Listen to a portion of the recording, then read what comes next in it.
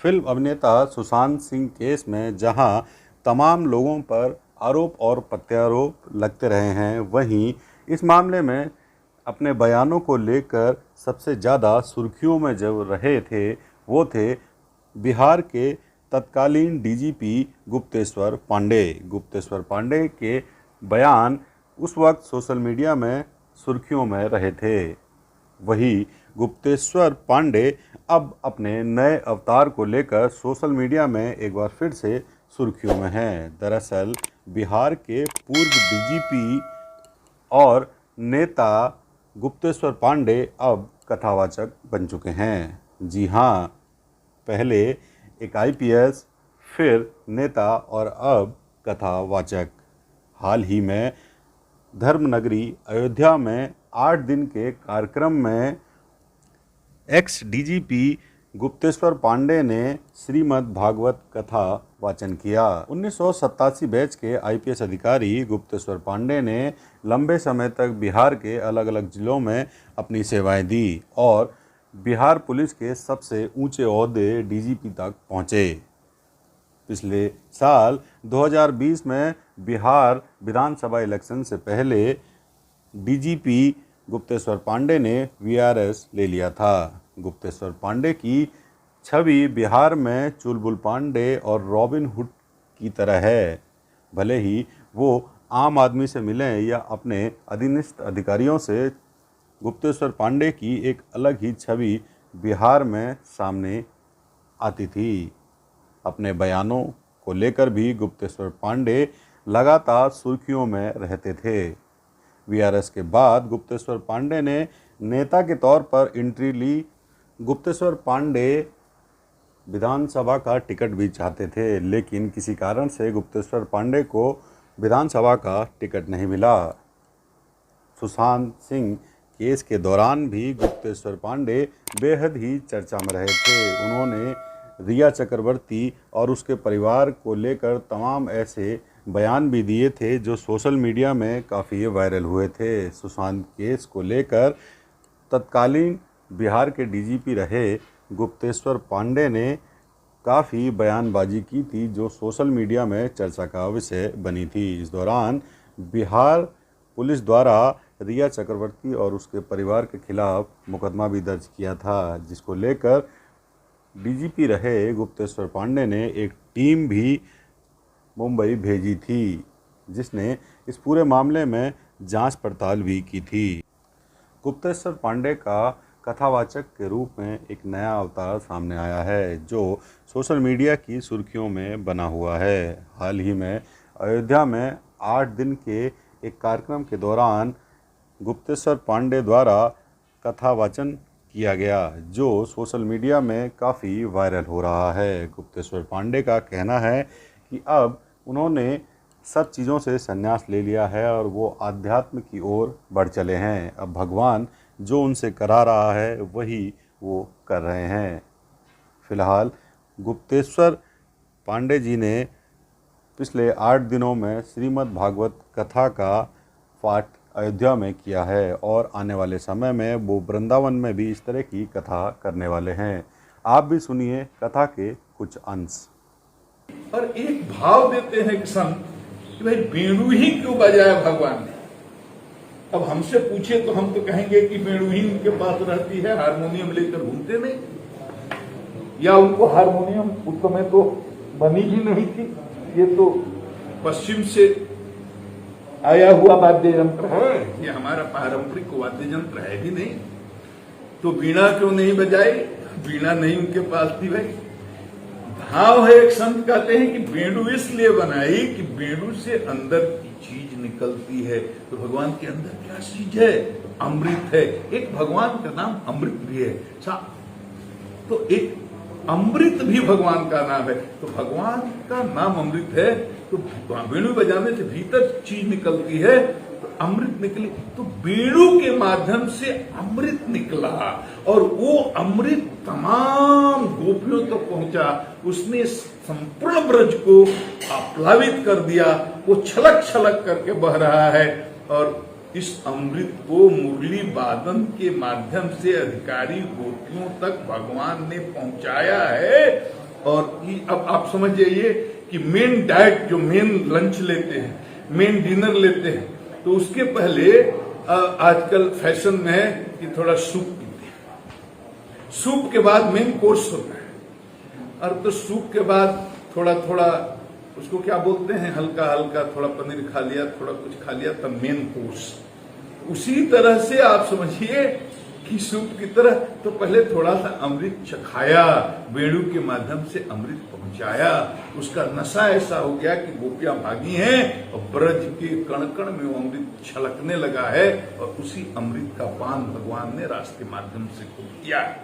तो ये एक है। अब देखिए, भगवान ने जिस समय ये रास किया है उस समय उनकी आयु सिर्फ 6 वर्ष, सिर्फ 6 वर्ष की आयु है। और बड़ा सुंदर से सुखदेव जी ने लिखा है कि भगवान ने जो रास किया है तो क्या है, रेमे रमेशो ब्रज सुंदरी भी जथार्भका स्वप्रतिबिंब विभ्रम। जैसे कोई बालक अपने प्रतिबिंब के साथ, अपनी छाया के साथ नाचता है, वैसे भगवान ने गोपियों के साथ रमण किया।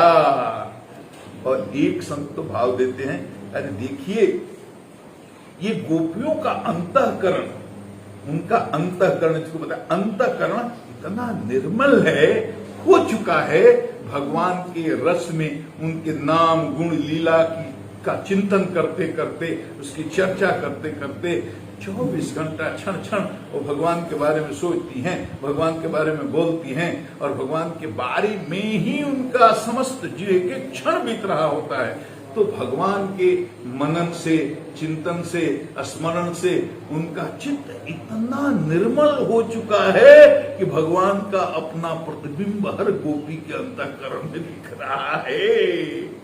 और जिसे देखकर प्रसन्नता से भगवान नाच उठे, और भगवान को नाचते देख करके गोपियां उनका अनुकरण करते हुए नाच उठी, और ये रास प्रारंभ हो गया। लेकिन जब भगवान के यहाँ गोपियां पहुंची हैं, एक संत का भाव है, ये मैंने रख दिया, भगवान के सामने जब गोपियां पहुंची हैं तो भगवान ने गोपियों का स्वागत किया है। भगवान ने गोपियों का स्वागत किया है कि स्वागतम वो महाभागा प्रिम किम करवाणि वह व्रजस्थानाम मयम कच्ची पुरुतागमन कारणम। अरे स्वागत तो किया, ये देवियां आ गईया, बहुत बहुत स्वागत, बोलिए क्यों आई, कैसे आई, इतनी रात क्यों आई, बहुत संक्षेप कर रहा हूं, सब देख लिया क्या? अरे वन में, अच्छा वन देखने आई, ये पूर्णिमा की रात्रि है, वन का सौंदर्य है, तरह तरह के फूल खिले हैं, सरोवर हैं, ये शोभा वन की देखने आई हो, बहुत अच्छी बात है, अब देख लिया, आ गई, इतनी रात में तो आना नहीं चाहिए, बड़ा खतरा है, जंगली जीव भी हैं, और लोक मर्यादा की बात है, लोक का भय दिखाया है, पर लोक का भय दिखाया है और कहा है कि अब चले जाओ, अब जितनी जल्दी हो यहां से वापिस अपने अपने घर के चले जाओ। और पति धर्म भी होता है, लौकिक धर्म मैंने संक्षेप कर दिया, पति बूढ़ा हो, बीमार हो, रोगी हो, लाचार हो, जैसा भी हो, पति की सेवा करनी चाहिए, पति के संबंधियों की सेवा करनी चाहिए। पारिवारिक धर्म क्या होता है बताया, गृहस्थ धर्म क्या होता है बताया, लोक मर्यादा की रक्षा करनी चाहिए, लोक मर्यादा क्या होती है बताया, लौकिक धर्म का पालन का विस्तार से उपदेश दिया।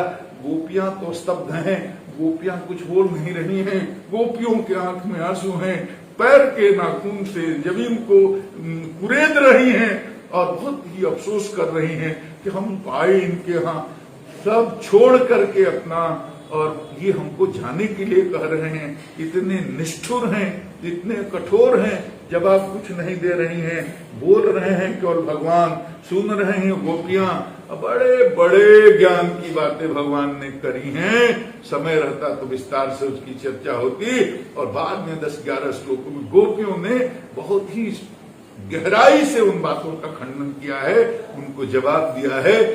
एक तरह से कहें तो भगवान और गोपियों में शास्त्रार्थ हुआ है महाराज, भगवान हारे हैं, गोपियां जीती हैं। भगवान ने कहा आपकी पात्रता की परीक्षा हो गई, अब आपके साथ रास होगा। तो इस तरह से गोपियों ने कहा महाराज आप जिस ये अपर धर्म का पालन करने की बात करते हैं, जिस शारीरिक धर्म का पालन करने की बात करते हैं, उसका फल क्या है महाराज? उसका फल स्वर्ग है। और भागवत में तो कह दिया कैतव रहित धर्म का निरूपण किया गया भागवत में। मन धर्म अर्थ काम मोक्ष से मुक्त, उससे अलग, उससे ऊपर भागवत का लक्ष्य ही नहीं है धर्म अर्थ काम मोक्ष। भागवत का अर्थ है प्रेमानंद। मोक्ष तो गीता का अंतिम फल है जिसमें ब्रह्मानंद की प्राप्ति होती है। भागवत का फल है प्रेमानंद। तो कैतव रहित धर्म का निरूपण भागवत में। तो गोपियों ने कहा महाराज हमें स्वर्ग थोड़े चाहिए, तो हम शारीरिक धर्म का पालन करें क्यों करें, हम लौकिक धर्म का पालन क्यों करें, हमें तो परम धर्म का पालन करना है। आप तो सभी आत्माओं की आत्मा हैं, तो जब सही पति मिल गया, सही अपना जगह डेस्टिनेशन मिल गया, तो हमें इधर उधर कहां भटकना है। अब हमें न भटकाओ, अब हमें न कहीं भेजो। और भगवान प्रभावित हुए हैं। गोपियां ने कहा तुम्हारे चलते संतज्य सर्व विषयान तव पाद मूलम, सब कुछ छोड़ करके, सारे विषयों को छोड़ करके, बहुत संक्षिप्त कर रहा हूं कि संतज्य सर्व विषयान तव पाद मूलम, हम आई हैं। और अब ऐसे कह रहे हो कि चले जाओ। अरे बड़ा उपदेश हुआ है, बड़ा दोनों तरफ से शास्त्रार्थ हुआ है। और गोपियों ने कहा अरे हम भी कोई ऐसे वैसे थोड़े ही है, अरे हम भी वेद की ऋचाएं हैं, हम भी धर्म को जानते हैं। आप जो कह रहे हैं ना वो उचित नहीं है, और उचित भी है ना तो हमारे ऊपर तो कम से कम लागू नहीं होता है, क्योंकि हमने वो यात्राएं पूरी कर ली हैं और हम उस किनारे आकर खड़े हुए हैं जहां हम प्रेमानंद प्राप्त करने का अधिकारी हैं। यहां से अब हमको आप अपर धर्म में लौटा नहीं सकते हैं। अब हम पर्व धर्म का आचरण करेंगे, तो मत भेजिए। भगवान ने उनकी परीक्षा ली। रास का प्रारंभ हुआ है महाराज। और रास कैसे हुआ, फिर महारास कैसे हुआ, उन सब श्लोकों की मैं चर्चा नहीं करूंगा। उसमें न मेरी मन की गति है और न किसी की चेतना का स्तर है जो उस चीज को समझ सके।